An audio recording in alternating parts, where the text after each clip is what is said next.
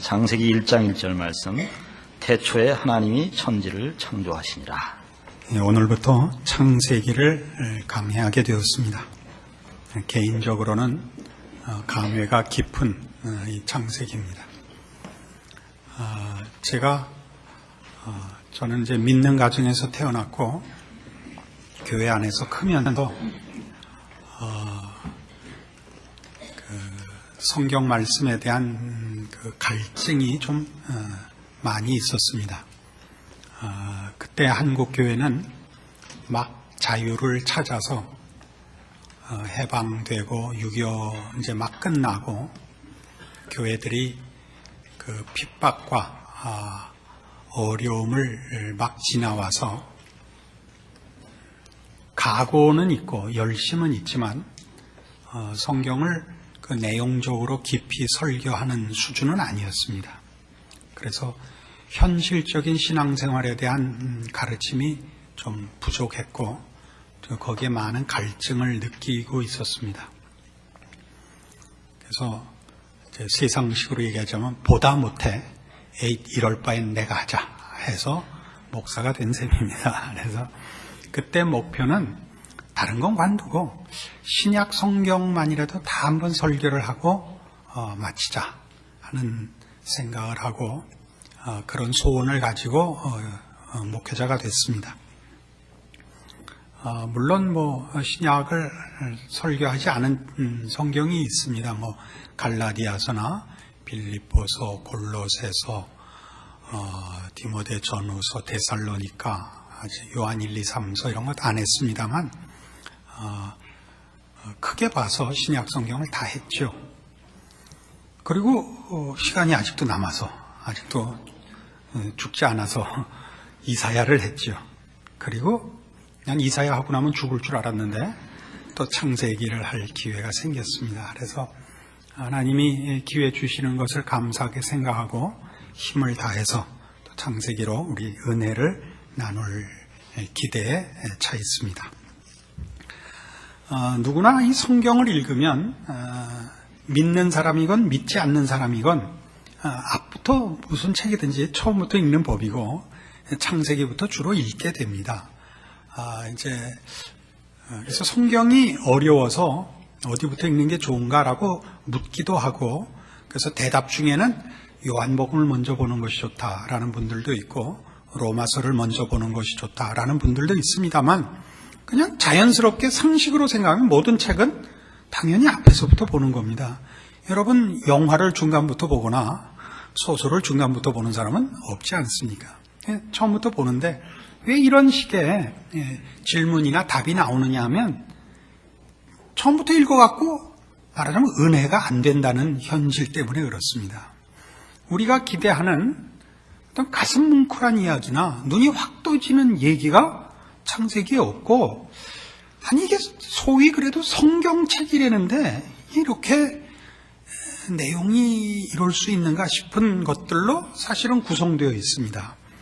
그리고 요즘 현대 지성인들 같이 과학 만능 시대에 살고 있는 사람들에게는 너무 독단적이고 일방적인 것 같은 표현들도 거스릴 수 있습니다. 오늘 시작부터 그렇죠.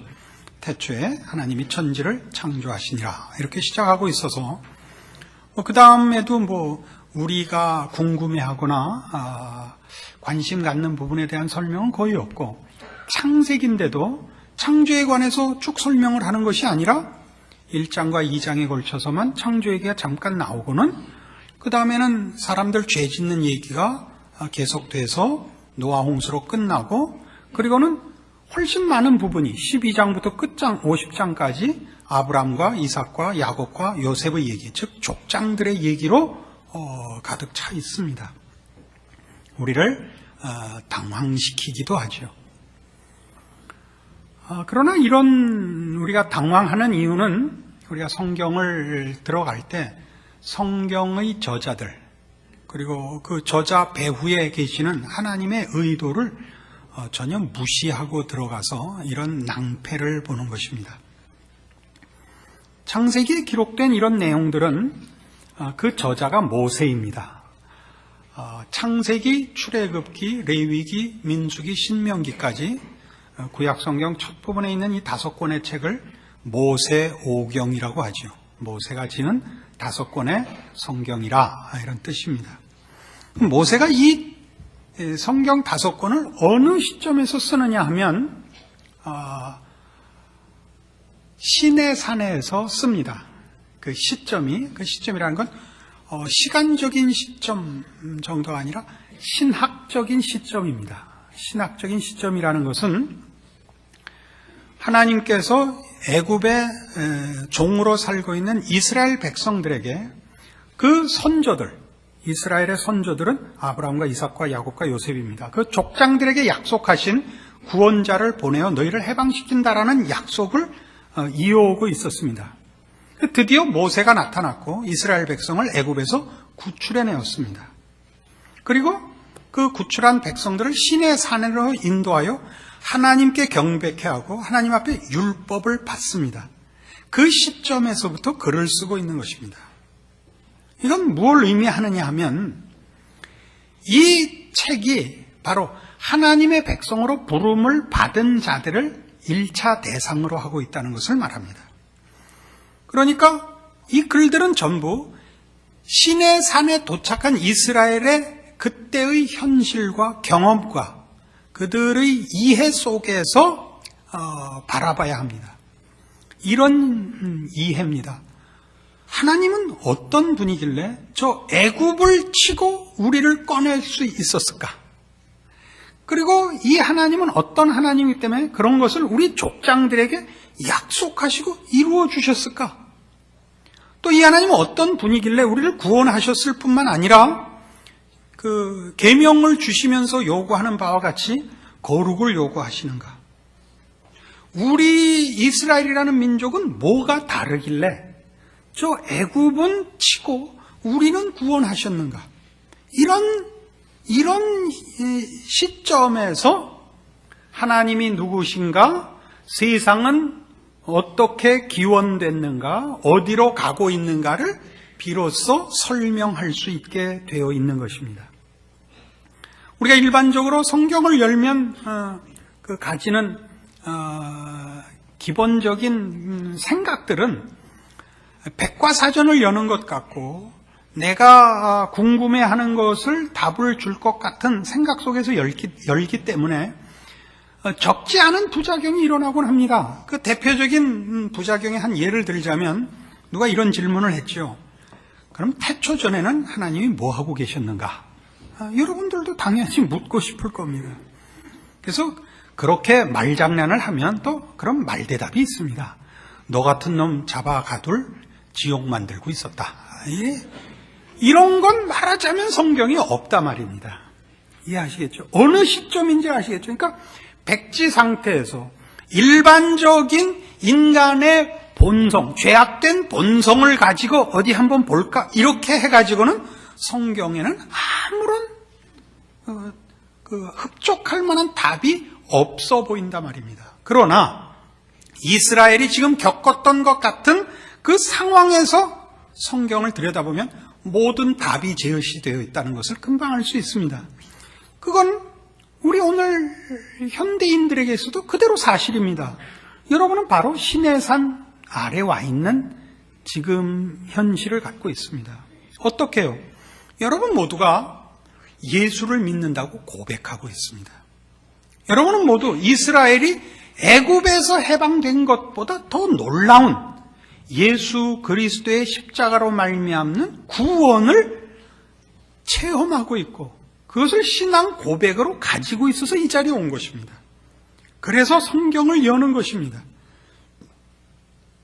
왜 나를 사랑하는가?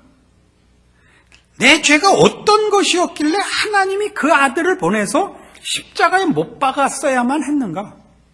인간의 가치란 무엇이며 인간이 도대체 하나님 앞에 무슨 죄를 지었으며 그게 얼마나 심각한 것이며 그래서 구원은 그럼 뭐며 우리가 얻은 구원은 어디를 향해서 가는 것이고 그 일에 하나님은 어떤 계획과 어떤 방법을 쓰시는가 이런 궁금증들이 당연히 일어나는 것입니다. 그것이 우리를 어디로 가게 하느냐 하면 창세기로 가게 하는 것입니다. 어떤 걸 확인해야 되니까요? 하나님만이 모든 존재와 내용과 가치의 유일한 주인이시다로 가야 합니다. 왜냐하면 나중에 살펴보겠지만 그렇지 않으면 우리는 신앙이 하나의 보조 수단이 됩니다.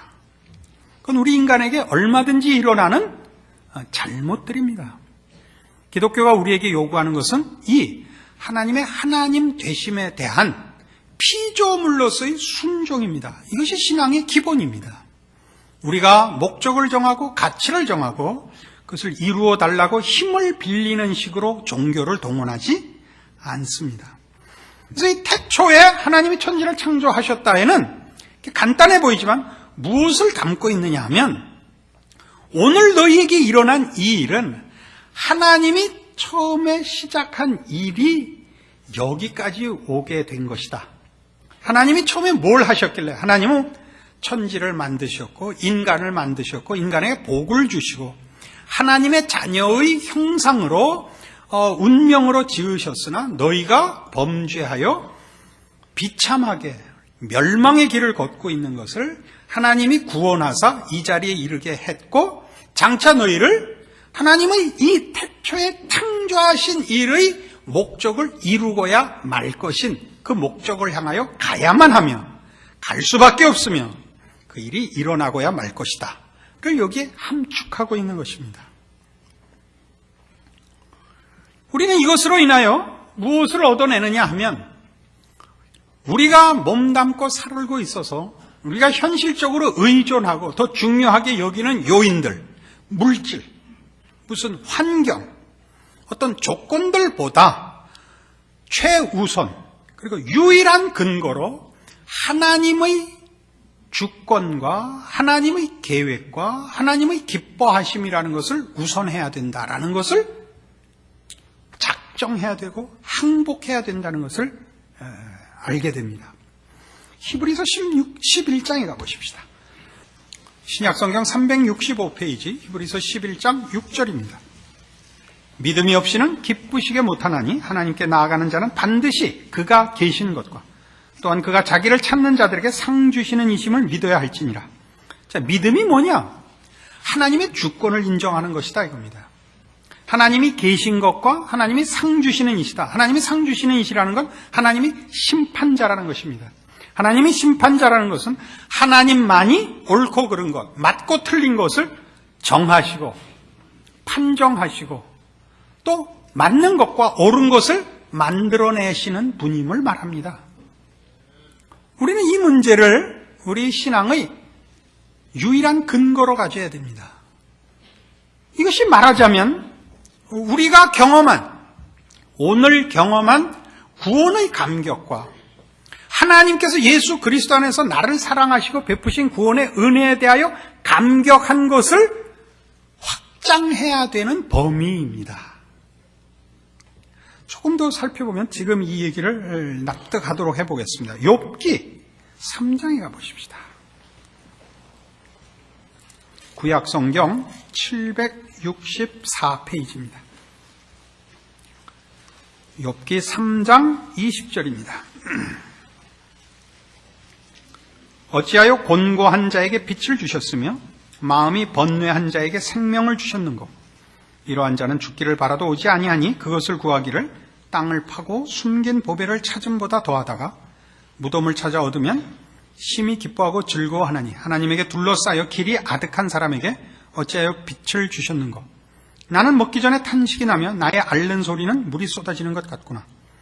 나의 두려워하는 그것이 내게 임하고 나의 무서워하는 그것이 내 몸에 미쳤구나. 평강도 없고 안온도 없고 안식도 없고 고난만 임하였구나. 여러분 잘 아시는 대로 욥기는 보기보다 많이 오해되고 있는 성경 중에 하나입니다. 제가 자라날 때는 욥기에 대한 설명을 욥을 인내의 화신, 믿음의 영웅 이렇게 소개를 받았습니다. 근데 욥기를 아무리 읽어봐도 본받을 게 없단 말이에요. 뭐 참는 데도 없고 무슨 극복하고 있는 장면도 없어 보입니다. 왜냐하면 여러분이 잘 아시다시피 지금 벌써 이렇게 죽는 게 낫다. 이게 3장이거든요. 그 앞에 2장밖에 없다고요. 1장은 뭐냐면 욥이 얼마나 경건한 사람이었고 하나님이 복을 주셔서 잘 살고 있었느냐가 1장이고 2장은 뭐냐면 근데 사단이 와갖고 시험을 건 겁니다. 그래서 하루아침에 재산 다 뺏기고 자녀들 다 죽고 자기도 이제 큰 병에 걸려갖고 기와장으로 몸을 긁어야 되는 신세가 됐습니다. 길바닥에 거지가 돼서 이제 누워 있는 겁니다.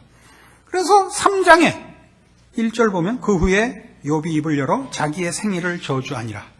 이렇게 된 겁니다. 생일을 저주한다는 건 하나님한테 시비 거는 거거든요. 우리 자식들 기르다가 자식들 너 어떻게 생겨먹어서 이따위로 인생을 살아 뭐 이러면 누가 나 달랬어 이럴 때 이 최고의 모욕을 느끼죠. 그렇잖아요. 이게 욥이요. 이 욥 지랄 떤 거 보면 그 어느 구석에도 신자라는 모습이 보이질 않습니다. 그냥 정나나하게 있는 대로 여러분 좋아하는 표현이라면 솔직히 지랄을 떱니다. 생일을 저주하고 내 생일날이 달력에 없었더라면 요따우로 말장난을 해나가면서 여기까지 온 겁니다. 그러나 하나님을 부인할 수는 없는 거예요. 하나님은 아는데 지금 형편, 지금 현실에 대하여 만족을 할 수가 없고 항복을 할 수가 없는 겁니다. 그게 뭘까요? 이 욥이 지금 지랄 떠는 본질이 뭔지 아십니까? 그는 하나님이 신이란 잘 보여서 그에게 혜택을 받는 대상이고 그리고 신이 자신을 적으로 여기지 않게 구슬러야 되는 대상 정도로 알고 있는 신앙의 수준인 겁니다. 이게 욥의 초기의 신앙입니다.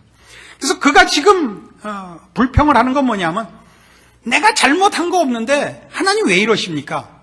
결국 변덕을 부리시고 심술을 부리시는군요. 이거예요. 핵심이. 내가 이럴 줄 알았습니다. 볼까요?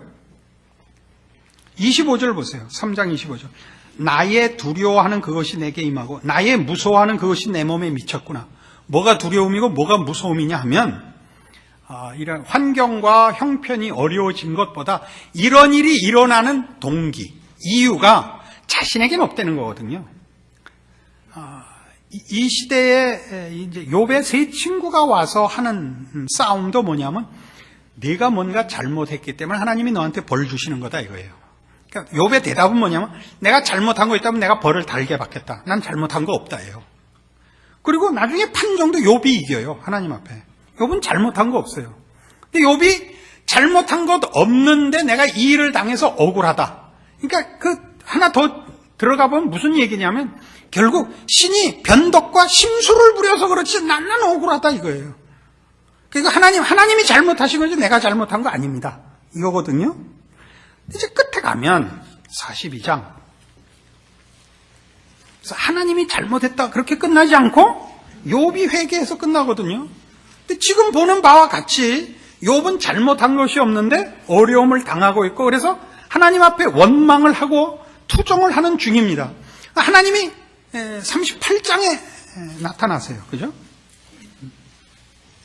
38장에 1절 때에 여호와께서 폭풍 가운데로서 욥에게 말씀하여 가라사대 무지한 말로 이치를 어둡게 하는 자가 누구냐? 너는 대장부처럼 허리를 묶고 내가 네게 묻는 것을 대답할지니라 해요. 근데 이 하나님이 욥에게 나타나서 이 욥의 불만, 하나님 내가 뭘 잘못했길래 이렇게 하십니까?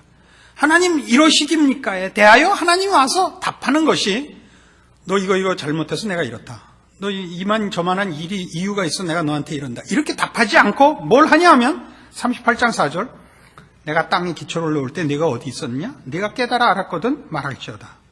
이런 거예요. 또 우박 창고를 봤느냐? 악어는 이빨이 몇 개인지 아냐? 그 이빨을 언제 가는지 아냐? 이런 거 내내 그런 얘기해요.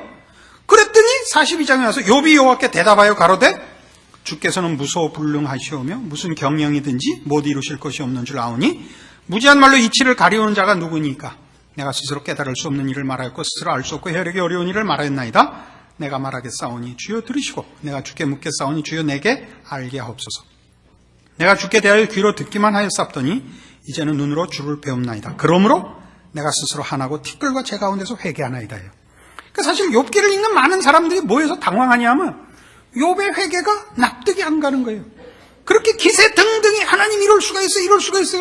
하나님이 나타나셔서 무슨 롯데월드 한 바퀴 딱 돌고 오니까 회개합니다. 이렇게 끝난 기분이란 말이에요. 어? 가봤다 이거죠. 롯데월드 정도는. 그게 아니고 이 싸움의 핵심은 이겁니다. 지금 욥의 얘기는 뭐였죠? 신을 어떻게 대접하고 있느냐면 신이라 그래봤자 힘에 있어서 우월하지 머리에 있어서 우월하진 않다고 생각을 하고 있는 거예요. 자신도 모르게. 하나님은 우리가 할 수 없는 능력을 갖고 계시지 우리보다 더 높은 가치나 계획이나 생각이나 뜻이 있을 수 있다는 부분에 대해서 자꾸 놓친다고요. 그러니까 욥이 하나님 이럴 수 있습니까? 라고 나한테 일어난 일이 억울합니다. 라고 했을 때 하나님이 뭘 욥에게 가르치셨느냐 하면 네가 나보다 머리가 좋다고? 이걸 확인시키는 겁니다. 그래서 우박 창고를 봤느냐? 그 우박 알이 몇 개인지 셌느냐? 주철을 어디 놓았는지 봤느냐? 구름이 피어오르면 어떻게 피어오르는지 아느냐? 이런 얘기들을 하는 게 전부 무슨 얘기냐면 야, 그래 내가 신이다. 신이라면 힘만 세면 신이냐? 임마 신이면 대가리도 좋은 법이야. 이게 답이에요. 이거 그렇게 하면 안 되는데. 말하자면 욥이 거기서 까무러치는 거야. 그렇지. 신이라면 당연히 힘만 센 게 아니라 머리도 좋아야지. 당연하지. 그래서 답을 보세요. 다시 봐요. 42장. 하나님 제가 말 막 했는데 용서해 주십시오. 욥이 여호와께 대답하여 가라되 주께서는 무소불능하시오며 아니 계신 것이 없으시며 능치 못한 것이 없으시며 무슨 경영이든지 못 이루실 것이 없는 줄 드디어 아는 거예요. 그렇지. 하나님이 더 신이잖아요. 신이라고 자기가 믿어놓고 대접해놓고 뭘 인정을 안 했다고요? 생각과 경지와 가치에 대해서는 인정 안 하고 뭐만 인정한 거예요? 제 난을 보호해주는 정도로밖에는 하나님을 인정 안 한 거예요. 그러니까 주술적인 대상이거나 무슨 부족 정도밖에는 대접을 안 한 거예요. 욥기의 가치예요 이게. 그래서 뭐라 그래요? 4절 내가 말하겠사오니 주여 들으시고 내가 주께 묻겠사오니 주여 내게 알게 하옵소서요. 드디어 이 경지에 오는 거예요. 하나님이 나를 가르치셔야 되고 하나님이 나에게 보여주셔야 됩니다. 우리는 하나님 앞에서는 하찮은 존재입니다. 내용, 가치, 목적, 수준, 차원에서 다릅니다. 이걸 인정해야죠. 그래서 그게 그러므로 내가 스스로 하나고 티끌과 제 가운데서 회개하나이다가 나오는 거예요. 이건 뭐 이렇게 덤덤하게 들으세요? 가슴이 너무 찔려서 그러세요? 이 부분을 우리 모두가 실패하는 거예요. 어떻게 실패하는가 보세요. 아까 얘기했죠. 우리 모두가 예수 그리스도로 말미암는 구원의 감격을 갖고 이 자리에 모여 있습니다. 우리는 왜 그랬는지 모르죠. 이스라엘 백성이 느닷없이 나타난 모세로 인하여 애굽의 10가지 재앙을 베푸시는 하나님의 손길을 보고 홍해를 건너 만나를 먹고 시내산 앞에 서는 겁니다. 그리고 하나님의 법을 받는 겁니다. 내가 거룩하니 너희도 거룩하라를 요구받습니다. 도대체 하나님은 누구시고 우리는 뭐길래 이런 걸 요구하며 어떻게 하라는 건가? 이런 전체적인 인생관과 세계관과 역사관에 대한 기본적인 질문이 솟구쳐 나올 수밖에 없는 거예요. 그러나 우리 모두가 이걸 늘 당연한 이 질문을 금방 잊어먹어요. 여러분의 감격이 어디로만 자꾸 삐지고 나가느냐 하면 하나님은 나에게 구원을 주셨다. 나를 사랑하셨다. 좋으신 하나님.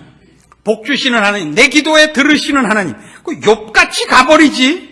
그래서 다시 모든 것을 정리하는 세상은 뭔가? 역사는 어디로 가는가? 누가 주인인가? 하나님이 나에게 구원을 베푸셔서 나에게 무엇을 요구하고 뭘 만들려고 하시는가라는 전체적이고 종합적인 신앙을 확립을 안 해요. 그럼 뭐만 해요? 욥이 실패한 것 같은 만사형통을 갖다 놓고 그 만사형통의 기준은 전부 자기 개인적인 욕심에 불과하면서도 그거 이루어 주시지 않은 거를 시비를 걸어서 완전히 외면을 할 수는 없죠. 죽은 다음에 그러니까 문제니까 천국은 가야겠고, 그러니까 아닌 건 아니고 긴 것도 아닌 그런 신앙을 살면서 모든 책임을 하나님께 사실은 집어 던져놓고 있는 거예요. 처음부터 확인했어야 되고 정리했어야 되는 건 무엇? 하나님은 누구신가? 어떻게 살아야 하는가? 여러분이 결단을 내리셔야 되는 부분이었던 것입니다. 성경은 그 얘기를 하고 있는 겁니다. 태초에 하나님이 천지를 창조하시니라. 이 말씀 하나에 우리는 모두 어떻게 살아야 하는가?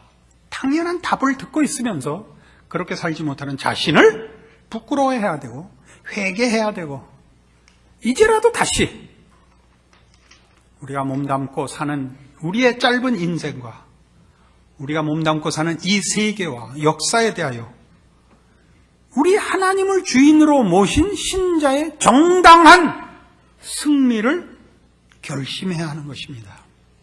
그렇지 않다면 우리의 신앙 고백들은 다 거짓입니다. 여러분은 욥기 42장 전으로, 그 전에 그 아우성으로 밖에는 자신을 경험할 수가 없습니다. 우리의 모든 인생의 실패는 사실은 여기에 있습니다.